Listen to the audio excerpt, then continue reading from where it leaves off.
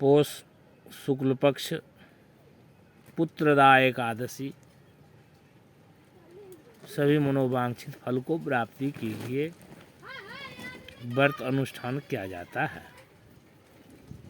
विश्वास और श्रद्धा के साथ सभी मनोवांछित फल को हासिल प्राप्त कर सकता है। युधिष्ठिर बोले, श्री कृष्ण से आपने शुभ कारिणी सफला एकादशी का वर्णन किया, अब आप कृपा करके शुक्ल पक्ष की एकादशी का महत्व बतलाए।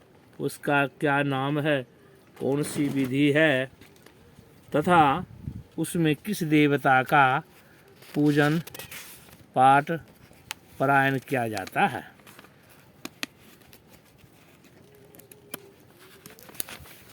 भगवान श्री कृष्ण ने कहा कि राजन,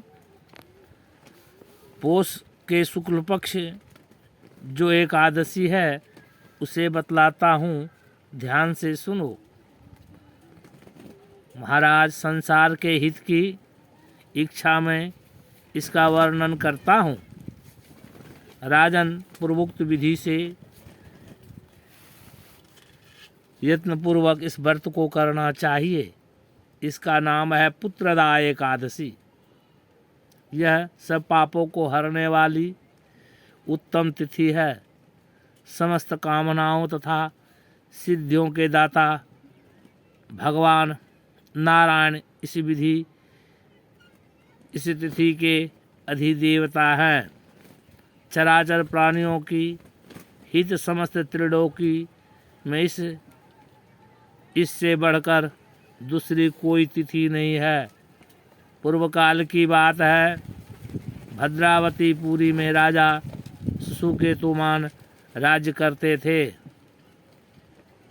उनकी रानी का नाम चंपा था। राजाओं को बहुत समय तक कोई वंश पुत्र की प्राप्ति नहीं हुआ था, इसलिए दोनों पति पत्नी सदा चिंता और शोक में डूबे रहते थे।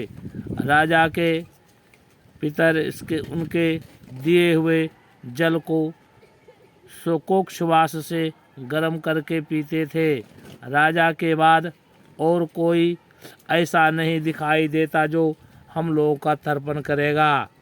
यह सोचकर पितर दुखी रहते थे। एक दिन राजा घोड़े पर सवार हो घन वन में चले गए।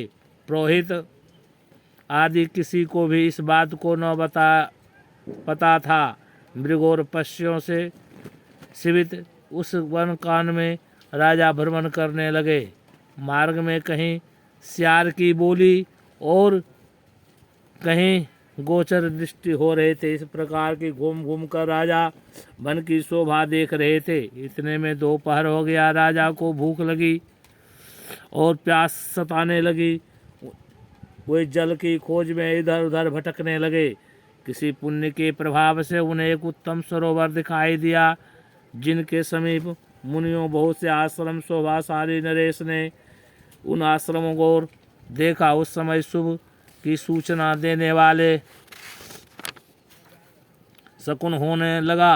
राजा का दाहिना नेत्र और दाहिना हाथ फड़कने लगा, जो उत्तम फल की सूचना दे रहा था।